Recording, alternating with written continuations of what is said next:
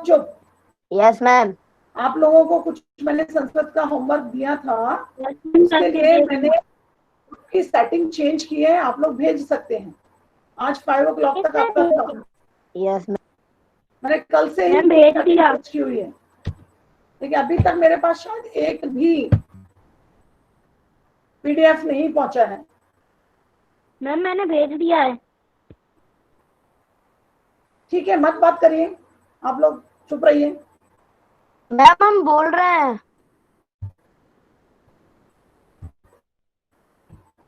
Sairam ma'am. Sairam ma'am.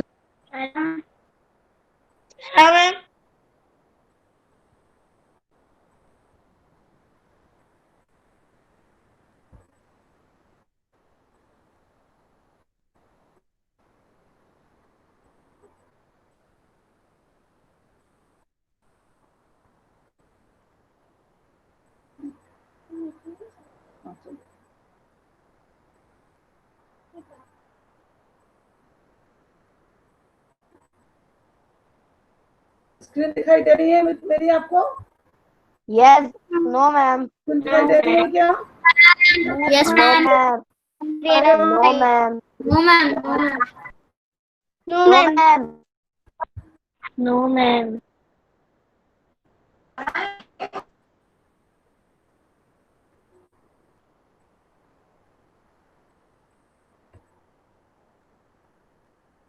भाई आप लोग ऐसे चैट बॉक्स में लिखेंगे, मैं स्क्रीन प्रेजेंट कर दूंगी, और आप लोग चैट बॉक्स में लिखेंगे तो मुझे कैसे पता चलेगा कि क्या चल रहा है? यस और नो बोल नहीं सकते हैं आप लोग? मैं दोबारा से स्क्रीन प्रेजेंट कर रही हूँ, मुझे यदि स्क्रीन दिख जाएगी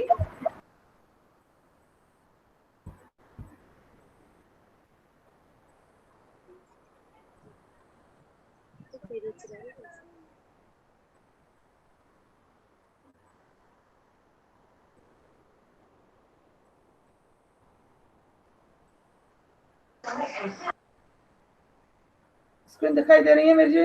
no ma'am. No ma'am. No ma'am अभी दिख रही है। No ma'am. साहिरा, मेरी आवाज आ रही है? मैम अब दिखने लगी है। मैम दिख रही है मैम, उस पर लिखा है प्रेजेंटेशन। मेरी आवाज नहीं आ रही क्या आप लोगों को? मैम आप मेरी आवाज नहीं आ रही? मैम दिख रही नहीं है। Yes ma'am visible. मेरी आवाज आ रही है आप लोगों को? Yes ma'am. दिखने यस मैम और यस स्क्रीन मैम। भी दिख रही है। हाँ चलिए, मैं फिर से स्क्रीन प्रेजेंट कर देती हूँ आपका। नहीं मैम नो मैम स्क्रीन दिख रही है। Screen is visible clearly. लेकिन मुझे नहीं दिख रही ना अब दिख रही है? यस मैम दिख रही है। ठीक ठीक है, ठीक है, ये आपको दिखाई दे रही है। चलिए, उस दिन हमने चर्चा की थी आप लोगों से, तो इसमें बहुत सारी पंक्तियां ये हो गया था। क्वेश्चन नंबर फर्स्ट हमारा हो गया था, है ना? इस गीत को किन पंक्तियों द्वारा हम अपने आसपास की जिंदगी में घटते हुए देख सकते हैं? तो ये तो हमने कर लिया। तो हमारा सेकंड क्वेश्चन आता है, सागर ने रास्ता छोड़ा, पर्वत ने शीश झुकाया, ताहिर ने ऐसा क्यों कहा है? बताओ, आंसर बताओ। हाँ बोलिए। कवि ने ऐसा इसलिए कहा है क्योंकि संगठन में ही शक्ति होती है और इस ताकत में बड़े से बड़े तूफान भी हार मान लेते हैं। इसी बल पर हमने सागर को भी अपने अधीन कर लिया, पर्वत को भी अपने आगे झुका लिया। Okay good. और इसमें एक बात और जोड़ सकते हैं, कोई और जोड़ेगा इसमें? और अतिरिक्त तो कोई बात जोड़ेगा? मैं जोड़ूं? हाँ जोड़ो।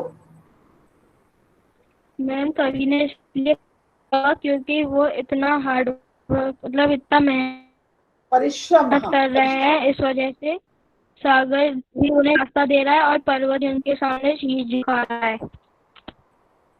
चलिए, एक मेहनत वाली बात आ गई, एक अयोध्या की बात आ गई, एक देवांश की बात आ गई। चलिए नेक्स्ट कौन? और इसमें एक और बात रह गई है, पर्वत, सागर ने रास्ता छोड़ा, पर्वत ने शीश झुकाया के माध्यम से कभी क्या बताना चाहता है?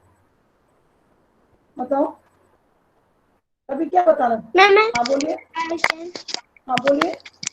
कवि ने ऐसा इसलिए कहा है क्योंकि वे यह बताना चाहते हैं कि अगर इंसान दृढ़ संकल्प के साथ और एकता के साथ कदम बढ़ाए तो सागर और पर्वत को मैं भी रास्ता बना सकता है और उसे अपने अधीन कर सकता वो तो है। ठीक है, लेकिन सागर ने रास्ता छोड़ा, पर्वत ने शीश झुकाया के माध्यम से कभी क्या संदेश दे रहा है, वो पॉइंट अभी आप लोग पकड़ नहीं रहे हैं। वो पॉइंट हाँ बोलिए। गौरिक मिश्रा, हाँ बोलिए गौरी। पूरा नहीं बताना है, कवि ने एक मिनट, पूरा नहीं बताना है क्योंकि ऑलरेडी सब बच्चे बता चुके हैं। आप तो वो मेन पॉइंट पकड़ के बताइए कि कौन सा मेन पॉइंट छूट रहा है इसमें। और तो जब सब मिलकर काम करते हैं तो वह काम जरूर सफल होता है। चलिए, एक ये हो गया, और एक पॉइंट अभी छूटा हुआ है, और कोई बताए। मैम हाँ मैम सूरज हाँ बोलिए। मैम, क्योंकि उन्होंने पर्वत में रास्ता बना दिया था इसलिए।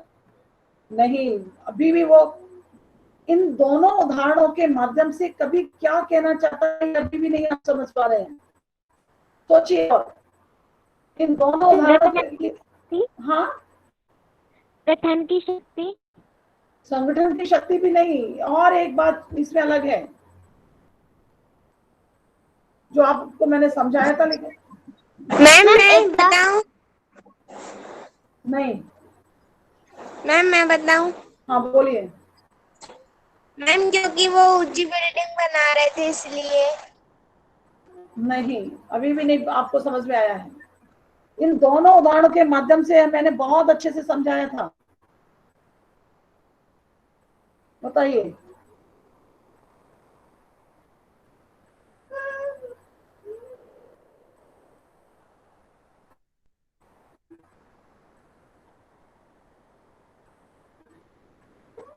भाई सीधा सीधा ये दोनों काम बहुत असंभव हैं। सागर में रास्ता बनाना, पर्वत को झुकाना, ये दोनों कार्य असंभव हैं, और असंभव कार्य को भी संभव कर दिखाने की बात कही गई है यहाँ पर। आपने जो बातें कही वो गलत नहीं थी, उसके साथ जो मुख्य बात है वो यही है कि परिश्रम और मेहनत से असंभव कार्य को भी संभव कर दिखाया है। ये बात आपसे छूट रही है। चलिए, आगे का प्रश्न है, गीत में सीने और बाहों को फौलादी क्यों कहा गया है? जो थोड़ा आरुष ने भी दिया था इसका, सीने को और बाहों को फौलादी क्यों कहा गया है? चलिए बताइए, कौन बताएगा? कौन बताना चाहता है, बताइए।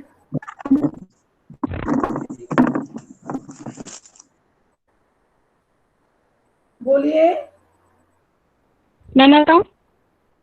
हाँ बोलिए। देखिए, मैंने बहुत बार आप लोगों को बोला है कि प्लीज नाम बोला करो, क्योंकि मेरे पास यहाँ पर आपको लोग नहीं दिखते हैं। मैम देवांश।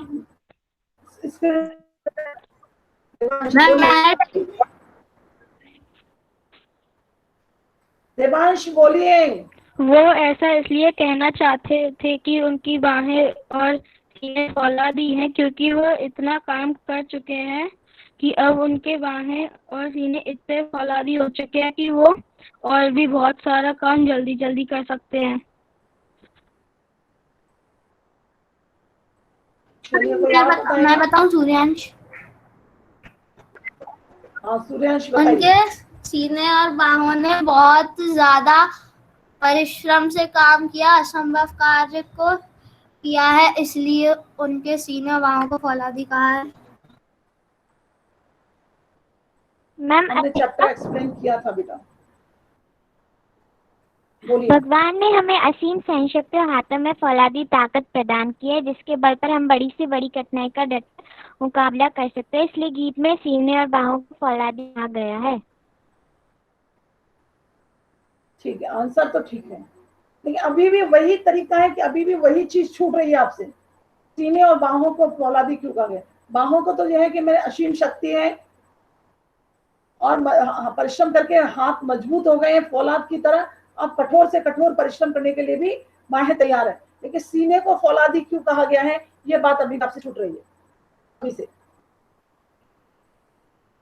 मैम क्योंकि उन्होंने चट्टानों में रास्ता बना दिया इसलिए। नहीं, सीने फौलादी क्यों है? हाँ बोलिए। सीने और बाहों को फौलादी इसलिए कहा गया है क्योंकि उनमें ऐसी ताकत है कि वह संभव से असंभव कार्य को भी कर सकते हैं। नहीं, तो हर बार संभव नहीं होगा। सीने को फौलादी सीने को फौलादी क्यों कहा गया है वो बताओ।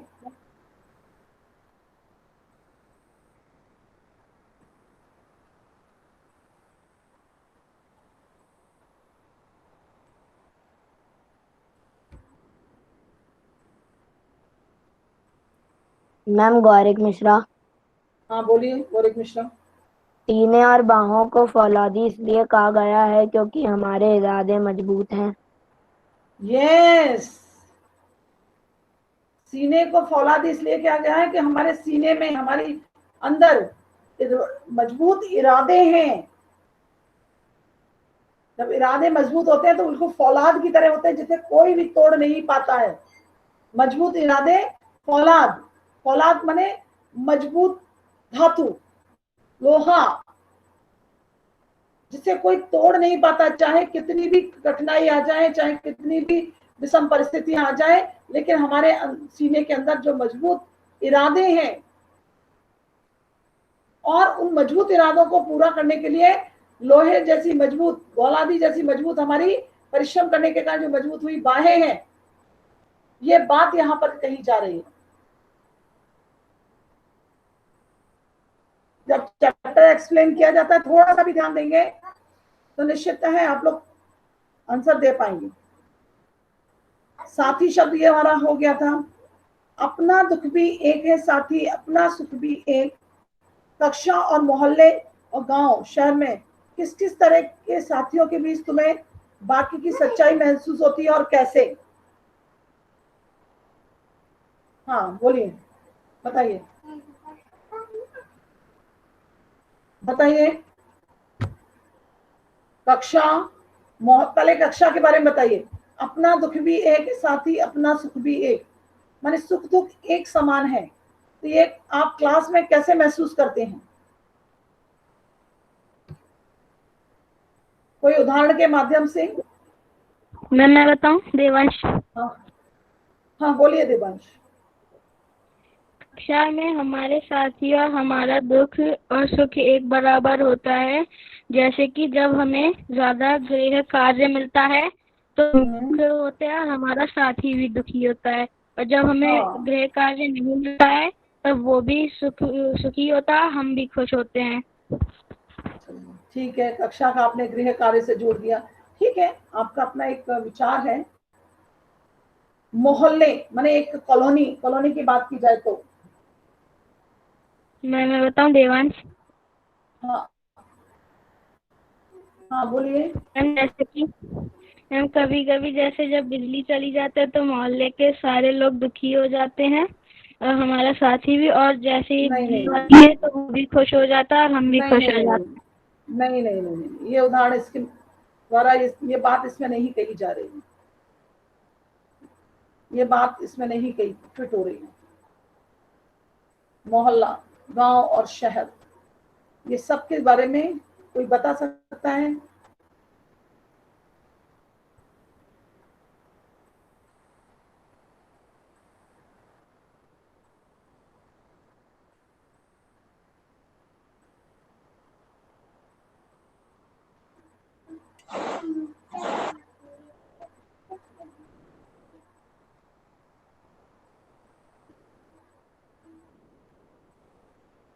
बोलिए भाई। देखिए, हम जिस कॉलोनी में रहते हैं, जहां पर यदि हम कोई किसी के घर में बहुत खुशियां आई हैं तो हम सब मिलजुल कर उसे सेलिब्रेट करते हैं। किसी के घर में कोई आपत्ति आ गई है, कोई विपत्ति आ गई, कोई दुख आ गया है, तो हम सब लोग मिलकर दुख भी प्रकट करते हैं। ये बात की सच्चाई आपको पता है। आप अपने माता पिता, अपने परिवार के सदस्यों को देखते हैं, जब किसी के यहाँ कुछ उत्सव होता है तो आपके यहाँ पर भी खुशियां होती हैं, आप भी तैयार होकर खुश होकर वहां जाते हैं, है ना? और जब किसी के घर कुछ कष्ट होता है, दुख होता है, तो लोग उनके यहाँ दुख मनाने, शोक प्रकट करने के लिए भी मिलते जुलते रहते हैं। ये पता है, हाँ या ना? Yes ma'am. ये इस चीज को महसूस करते हैं आप कि नहीं करते? यदि कोई मैम व्यक्ति करते बीमार हैं। है, हाँ, कोई व्यक्ति बीमार है, उस बीमार व्यक्ति के घर में जाकर, आंसर देने के बाद प्लीज माइक म्यूट कर दिया करें। कोई व्यक्ति बीमार है तो उस व्यक्ति को, बीमार व्यक्ति को देखने के लिए उसके घर जाते हैं, उसे सांत्वना देते हैं, जल्दी ठीक होने की कामना करते हैं। हॉस्पिटल में होता है तो हॉस्पिटल में देखने जाते हैं। इस तरीके का माहौल हम हर समय अपने आसपास देखते हैं। शहर, गांव में भी इसी तरीके। अब शहर और देश में हम यदि बात करें, मान लीजिए जैसे कोरोना की ही बात करते हैं हम, अभी एक दुख का समय आया है, तो सभी के लिए दुख है। किसी व्यक्ति का कोई नुकसान होता है या कोई व्यक्ति बीमार पड़ता है, उसकी संवेदनाएं, हमारी संवेदनाएं उसके साथ जुड़ जाती हैं। और जब देखा था लॉकडाउन हुआ तो बहुत सारे लोगों ने खाने के लिए सामान देना, उनको खुश रखना, उनको खिलाना, मैंने सुख और दुख मिल बांट कर हम इन चीजों को आसपास हमेशा देखते रहते हैं। मैम मैं देश का एक और उदाहरण दूं, आयुष जैन। हाँ बोलिए, देश का उदाहरण दे दीजिए। मैम जब दुश्मनों के द्वारा हमारे कई सैनिक मारे जाते हैं तब हम बहुत दुखी हो जाते हैं। और जब हम दुश्मन देश के, जैसे कि कुछ हमारे दुश्मन देश हैं जैसे कि चीन, पाकिस्तान, हम जब उन पे विजय पा लेते हैं तब हम बहुत दुखी होते हैं, बहुत सुखी हो जाते हैं, खुश हो जाते हैं। सुख माने खुश हो। Yes ma'am. है ना? तो ये देखिए, हम इस चीज को महसूस करते हैं कि नहीं करते? ऐसा नहीं होता है कि हमारे अपनी खुशी अपना दुख है, दूसरे की खुशी और दुख से हमें कोई लेना देना नहीं। अभी ऐसे समाज का निर्माण अभी नहीं हुआ है जहां हम आसपास रहते हैं, हम सुख दुख मिलकर बांटते हैं। ठीक है, चलो। Yes ma'am. इस गीत को तुम किस माहौल में गुनगुना सकते हो? कब गा सकते हो इस गीत को, जरा बताइए। कैसा लगता है कि हम इस गीत को कब गा सकते हैं? मैम हिमांशु,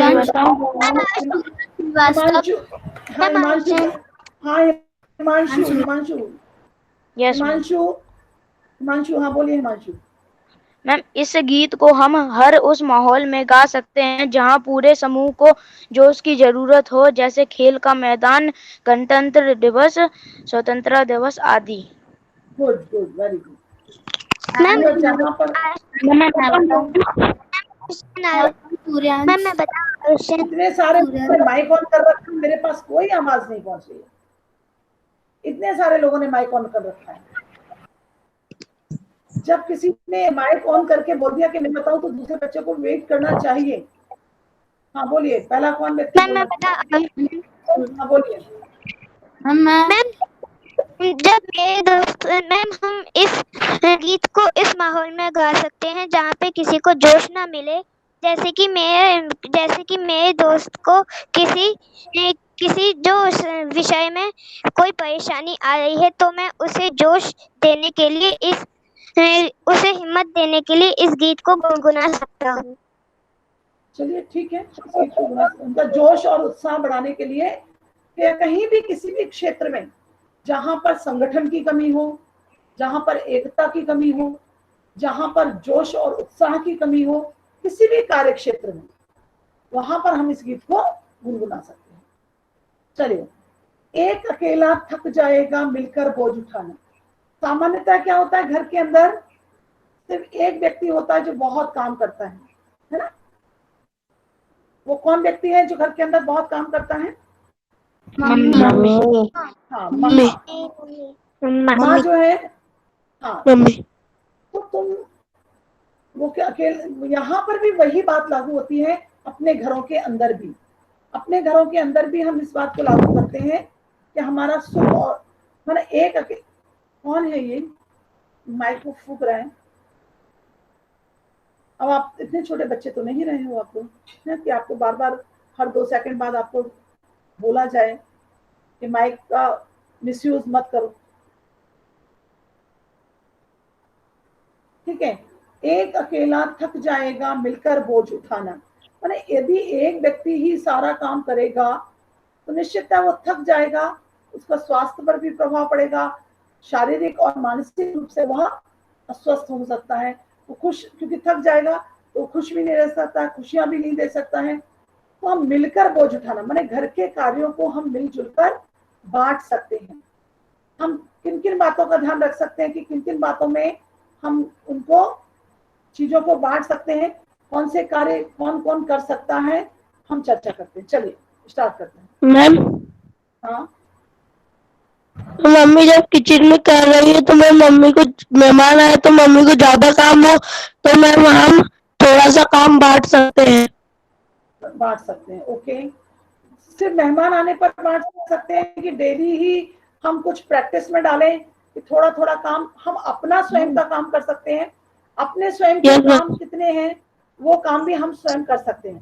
जैसे अपने काम कौन कौन से कर सकते हैं, चलिए स्टार्ट करते हैं। मैम सूर्यांश, हाँ हाँ बोलिए सूर्यांश। जैसे मम्मी जब रूम गंदा मिलता है तो मम्मी उसको साफ करती हैं। अगर हम बांट के काम करें, हम मम्मी का एक दिन रूम हम खुद साफ कर लें तो मम्मी का एक दिन, काम सिर्फ एक दिन या फिर रोज? मैम, हाँ पुरुषोत्तम, हाँ बोलिए पुरुषोत्तम। मैम अगर घर में कोई कारण हो तो मैम मम्मी के पास कम पैसे हो तो मैम अपन पैसे मिला सकते हैं। हम पैसों की बात नहीं कर रहे हैं यहाँ पर, हम परिश्रम। देखिए आरुष एक मिनट, हम पुरुषोत्तम की बात का उत्तर दे रहे थे और हमारी बात भी पूरी नहीं हो पाई थी और बीच में आप बोलने लग गए। कम से कम मुझे अपनी बात उसको कंप्लीट समझाने तो दीजिए, वो है ना, ये ध्यान रखो आप लोग सभी। देखिए पुरुषोत्तम कि सामान्यतः पैसों की बात नहीं होती, पैसों का भी एक मैटर है जिसमें हम सहमति जैसा हो सकते हैं कि हमारे माता पिता की, मतलब जो भी हमारे माता पिता की स्थिति है उसको समझकर भी हम मदद कर सकते हैं। मतलब हम कोई भी इतनी अतिरिक्त चीजों का डिमांड ना करें जो हमारे माता पिता की स्थिति से बाहर हो, सामर्थ्य से बाहर हो, उसकी डिमांड भी हमें नहीं करनी चाहिए। चलिए अब आरुष आप बताइए। मैम जब हमारी मम्मी को घर में रूम अव्यवस्थित लगता है तो हम उसे व्यवस्थित करके माँ की बहुत सारी हेल्प कर सकते हैं। चलिए ठीक है भाई, बहुत सारी लड़कियां यहाँ पर बैठी रहती हैं, एक भी आंसर नहीं देती, ना एंजल आंसर देती, ना रिदम देती, ना सलोनी देती है। और कौन कौन सी लड़कियां हैं, संस्कृति है, वैशाली है, ये सब लड़कियां बैठी हुई हैं क्लास में। आप लोग आंसर ही नहीं देते। अंशिका आप ज्वाइन कर रही हैं क्या, क्लास में है क्या आप अंशिका? मैम आशिका। हाँ आशिका। देवांशी है क्या क्लास में? ये लड़कियां जवाब ही नहीं देती। मुस्कान तनवर तो कभी आप, मुस्कान तनवर आप क्लास में है क्या? No ma'am. No ma'am. Ma'am Devanshi. तो मुस्कान तनवर तो कभी क्लास में नहीं है। नहीं आती है? हम 2-3 बार आती है। मैम एक दो बार आती है। साक्षी है, वैशाली है, ये लड़कियां कभी जवाब ही नहीं देती हैं, ना कोई डाउट रहता है इनको ना। हार्दिक कलावत है क्लास में क्या? मैम नो मैम, वो करता है। मैम वो एग्जाम के समय आया था। जयवर्धन है क्या? जयवर्धन है क्लास में? नो मैम, ये सब एग्जाम के टाइम आए थे सब, बस उसके बाद क्लास ही ज्वाइन नहीं कर रहे हैं। नेक्स्ट टाइम में तो जब अटेंडेंस कम हो जाएगी ना तो फिर क्लास भी, वो एग्जाम भी नहीं देने दिया जाएगा। एग्जाम के टाइम तो 30 जने थे। हाँ 30 लोग थे। अभी अपने फ्रेंड्स को मैसेज कर देना कि अटेंडेंस शॉर्ट हो गई ना तो फाइनल एग्जाम नहीं दे पाओगे। Okay ma'am. ये बच्चे जो नहीं आते उनको मैसेज करना कि अटेंडेंस शॉर्ट हुई ना तो फाइनल एग्जाम नहीं दे पाओगे। चलिए अपना काम करते हैं। हाँ देवांश चलिए दीजिए आंसर। मैम जैसे कि कभी जब पापा हम लोगों को साथ लेकर सब्जी खरीदने जाते हैं तब हम थोड़ा छोटा मोटा बोझ उठाकर सब्जियों का हम उनकी मदद कर सकते हैं। हाँ अब देखिए, अब और किसी को भी बोलना है तो बोल लीजिए, फिर मैं आपको एक गाइड कर दूंगी कि क्या करना है आप लोगों को। मैम अखिल शर्मा। अखिल शर्मा, चलिए बोलिए। वेरी गुड बोलिए। मैम हम अपना रूम साफ कर सकते हैं और हमारे बैग का कचरा बाहर निकाल सकते हैं, हमारा रूम साफ कर सकते हैं, कपड़े धो सकते हैं छोटे मोटे। हाँ मैम मैम मैम भव्य काबरा। भव्य, हाँ भव्य बोलिए भव्य। मैम अगर मम्मी कुछ काम कर रही हो और मैम मैम पूरी जगह अब फैला रहा हो, कहीं टीवी चालू है, पूरा रूम बेकार हो, तो अपन उसको साफ करके मम्मी की मदद कर सकते हैं। चलिए, मैम अभी भी किसी और को बोलना है तो बोलते जाओ। मैम पुरुषोत्तम। बोलो पुरुषोत्तम। मैम अगर हम स्कूल से आए हो और मैम हमारे कपड़े खराब हो और मम्मी हमारे कपड़े धुलते हो तो मैम मम्मी से कह के हम ही धुल लें। ओके, अब देखिए आप लोगों ने क्या कहा, जब मम्मी की व्यस्तता हो या मम्मा कुछ कर रही, माँ कुछ कर रही है तभी हम करें। ये हमारे जीवन का एक हिस्सा होना चाहिए। ये हमारे जीवन का हिस्सा होना चाहिए कि हम अपना काम खुद कर सकें। हम अपना खाना लगा सकते हैं, हम अपना बैग लगा सकते हैं, हम अपने स्कूल का काम कर सकते हैं। हाँ, जब आपको कुछ डाउट है, कुछ प्रॉब्लम है, तब पेरेंट्स की मदद ले सकते हैं। घर में सामान फैला हुआ है तो जरूरी नहीं है कि माँ व्यस्त है तभी हमें करना है। कोशिश करें फैलाना ना फैलने दें। तो ये सामान जहां यथास्थिति जहां से उठाया जाए, ये हमारे जीवन का हिस्सा हो जाना चाहिए। एक व्यवस्थित जीवन शैली होनी चाहिए जहां पर ये समझ में आए कि सामान्यतः हम जहां से चीज उठाएं वहीं पर रखें।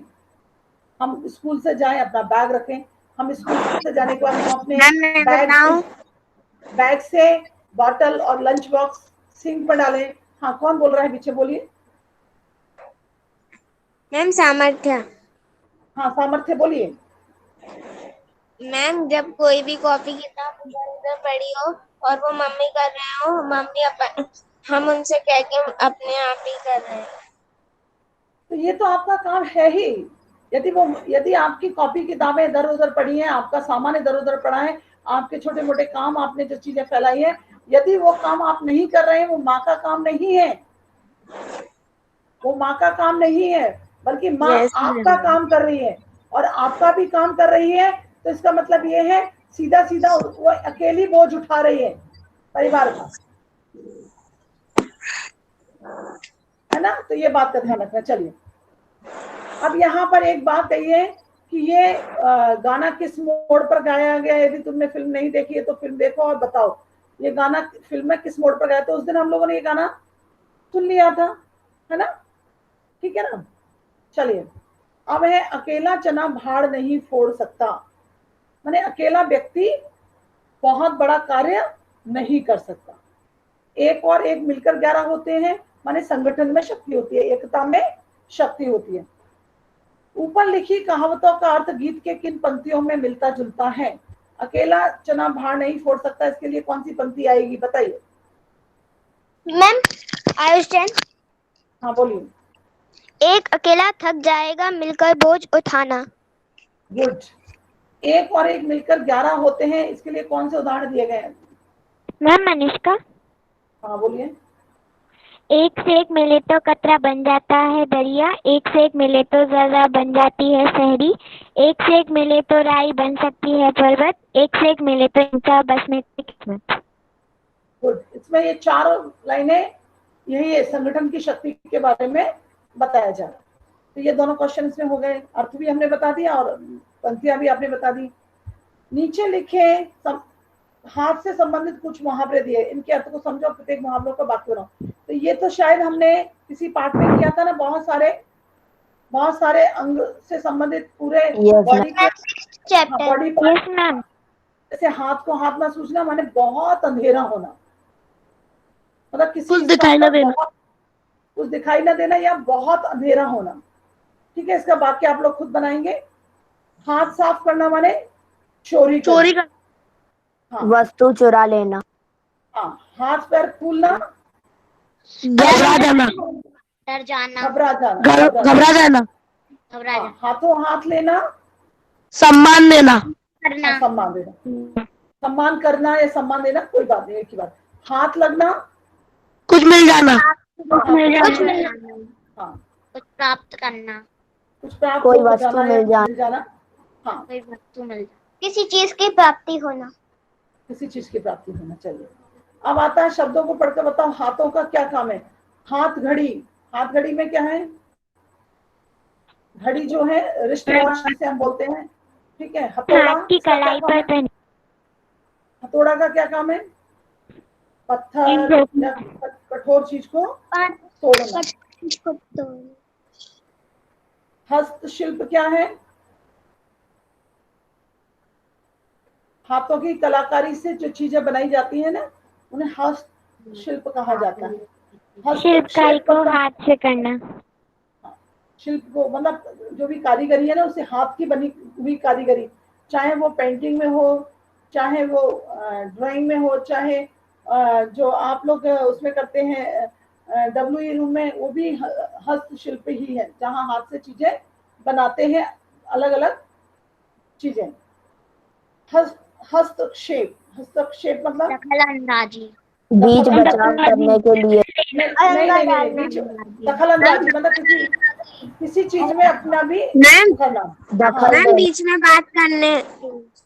हाँ, दखल अंदाजी करना। पर्वत, पर्वत, निहत्था, बिना बल का अकेला आदमी, शीश, हाँ, जिसके हाथ में कोई हथियार जिसके न हो। हाथ में कोई हथियार ना हो। जिसके हाथ में कोई हथियार ना हो। हथकंडा, हथकंडा, मैम बीच में बोलना। ना ना ना ना ना, सही का, उपाय कहते ना, उसने ये हथकंडा अपनाया, उपाय, उपाय, उपाय होता है। मैम हस्ताक्षर, अनुचित तरीके से करना। हाँ हाथ से अपना नाम लिख कर। हाँ, हाथ से अपना नाम मैम अलग लिखना। तरीके से करना। क्या अलग तरीके से करना? मैम कोई भी काम अलग से। किस चीज का अर्थ बता रहे हो आप इसके लिए? किस चीज के बारे में बता रहे हो कि कोई काम अलग तरीके से करना? किस चीज के लिए बता रहे हो?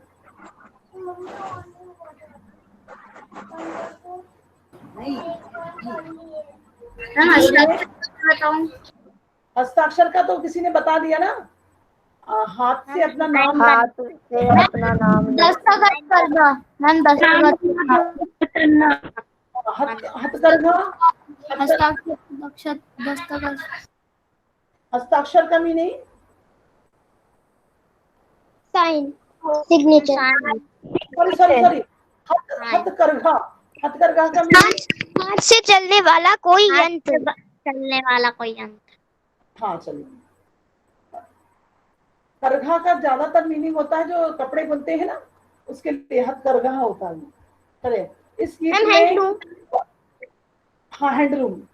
पर्वत, शीश, रास्ता, इंसान, इनका सही अर्थ क्या होगा? प्रचलित रूप क्या था? पर्वत, पर्वत का मीनिंग पहाड़। पर्वत, पहाड़, एक मिनट, पर्वत हम बोलते हैं पर्वत, रा हमारा रेस के रूप में आता है और बाकी जगह हुआ होता है, पर्वत।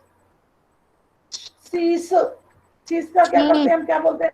सिर, सिर, सिर नहीं, शीश, शीश। हाँ, चलिए। अब आता है रास्ता, रास्ता। रास्ता, रास्ता, इंसान, रास्ता, इंसान। इंसान, मनुष्य। इंसान, मनुष्य। चलिए अगला है, कल गैरों की खातिर की आज अपनी खातिर करना। इस गीत के वाक्य में गीतकार इस प्रकार कहना चाहता है, क्या कहना चाहता है? कि कल तुमने, एक सेकंड मैं इसको थोड़ा हुआ,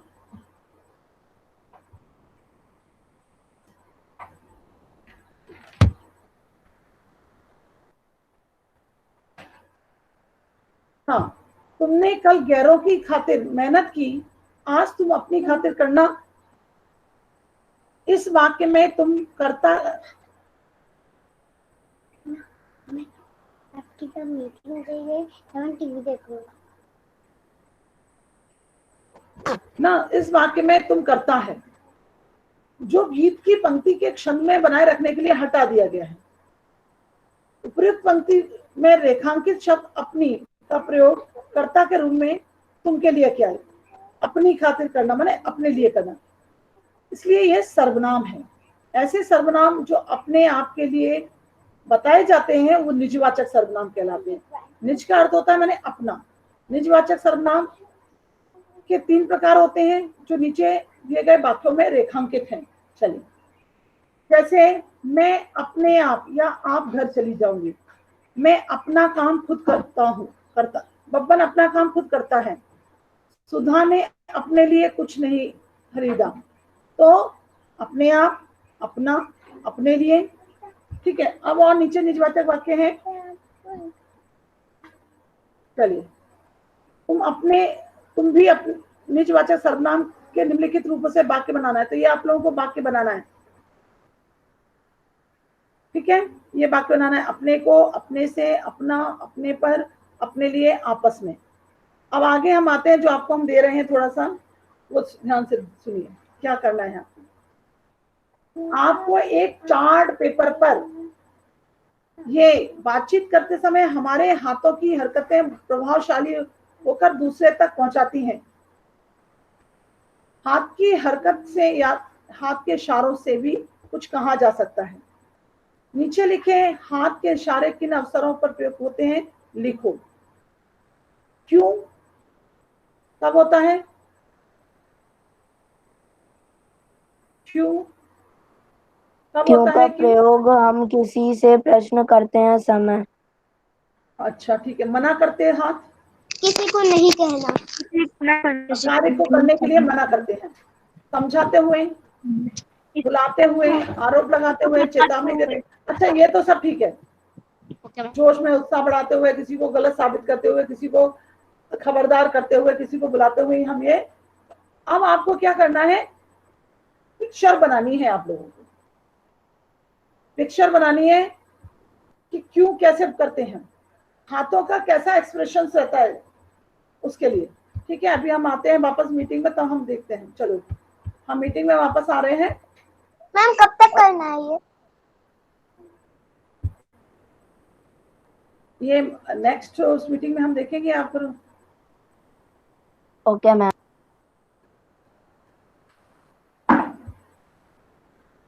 साईराम, आवाज आ रही है मेरी? Yes ma'am, your voice is clear. Clear? Your voice is clear. Okay, voice is clear. ठीक है। चलिए, अब आपको ये बताना है। अभी आप बता पाएंगे तो क्यों वाले हाथ कैसे होते हैं? ये आरुष जैन, सामर्थ्य, सारे लोग माइक ऑन करके बैठते हैं, कितना डिस्टर्ब होता है।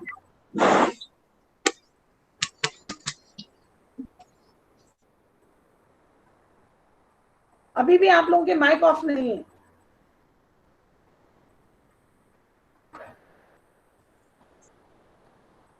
चलिए, बात करते हैं हम कि यदि क्यों वाले हाथ कैसे होंगे। कोई बच्चा दिखा सकता है अपना हाथ का एक्शन करके, वीडियो ऑन करके? क्यों? हाँ, देवांश द्विवेदी का है क्यों, ऐसे करके क्यों, है ना। तो ऐसे आपको हाथ का एक्सप्रेशन बनाना है। ओके, फिर मना करते हुए हाथ का एक्सप्रेशन कैसे होगा? दोनों हाथों से ऐसे, ठीक है। चेतावनी देते हाथ, चेतावनी वाले हाथ कैसे होंगे? हाँ, चेतावनी। और जोश बढ़ाते हुए हाथ कैसे होंगे? किसी का जोश बढ़ा रहे हैं तो इस तरीके से, यस यस यस यस। और कौन सा हाथ रह गया? मैम नमस्ते करने वाला। मैम बुलाते हाथ, बुलाते हुए हाथ कैसे हैं? ऐसे करके बुलाते हैं ना, ऐसे करके। या ऐसे ऐसे ऐसे रहता है बुलाने वाला? नहीं, उंगली नहीं करते, ऐसे नहीं करते हैं अतिशय, ऐसे इस तरीके से बुलाते हैं, इस तरीके से। तो ये हाथों के एक्सप्रेशन होते हैं। अभी आपने, जब मैंने आपको भाषा पढ़ाई थी उस समय आपको बताया था कि भाषा दो प्रकार से होती है, लिखित और मौखिक। लेकिन एक सांकेतिक भाषा भी होती है। सांकेतिक भाषा होती है और सांकेतिक भाषा में इसी तरीके के हाथों के एक्सप्रेशंस होते हैं, आईज के होते हैं, आंखों के होते हैं, आंखों से भाव होता है। आपने देखा होगा ट्रैफिक पुलिस को कि वो हाथ के ही इशारों से गाड़ियों को रोकना और चलाने के लिए कार्य करते हैं। जहां जहां पर लाइट नहीं होती है, मतलब ग्रीन, येलो और रेड लाइट नहीं होती है, सिग्नल नहीं होते हैं, वहां सिग्नल नहीं है, वहीं पर जाकर जहां पर फिर वो लोग खड़े होते हैं ट्रैफिक पुलिस, वो उस तरीके से सांकेतिक भाषा का प्रयोग करते हैं। ठीक है ना? तो इस तरीके से भाषा सांकेतिक भी हो सकती है। जैसे कभी कभी होता है, अभी आप मान लीजिए आपको आपकी मदर, कोई आपके सामने खड़ा है और आपकी मदर किसी काम के लिए आपको मना करना चाहती है, तो वो क्या करती है? मुंह से बोल नहीं पाती है, तो क्या इशारा, किस चीज से इशारा करके आपको रोकती है? कोई बता पाएगा? मैम आंखों से। आंखों से, हाँ, आंखें दिखाती हैं।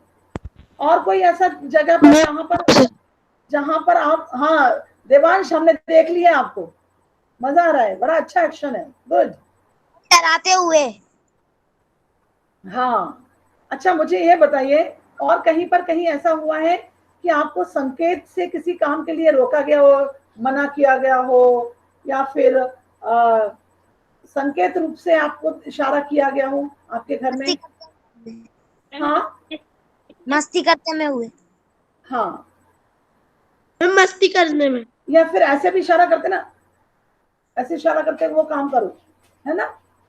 चलिए, तो सांकेतिक भाषा का प्रयोग भी हम लोग करते हैं। अब आपकी क्लास दूसरी शुरू होगी, मेरी भी शुरू होगी। चलिए, साईराम, मैं देखती हूँ चैट बॉक्स में, Saira ma'am, thank you ma'am. Chat box किसने भरा है? Ma'am, Saira ma'am, thank you ma'am. Saira ma'am, हाँ, bye Sairam, ma'am. Sairam, bye Sairam ma'am. Sairam. ये क्या क्वेश्चन चले हैं? Sairam ma'am. Sairam, Saira ma'am, thank Sairam, Sairam, Sairam. ये सायरा आपस मैम। में पूछने लगते हो कि विजिबल है कि नहीं है ना? ये सामर्थ्य ने क्या मैसेज भेजा है? हाँ, हेलो गौरिक। सामर्थ्य, ये आपका पर्सनल है जहां पर आप चैट भेजते हैं, हेलो गौरिक और वो सब? आपको यदि आपके फ्रेंड से बात करनी है तो आप अपना पर्सनल लगाइए मोबाइल और बात करिए, ओके? चलिए फटाफट से वो करो, लीव करो। Bye ma'am and thank you ma'am. Okay.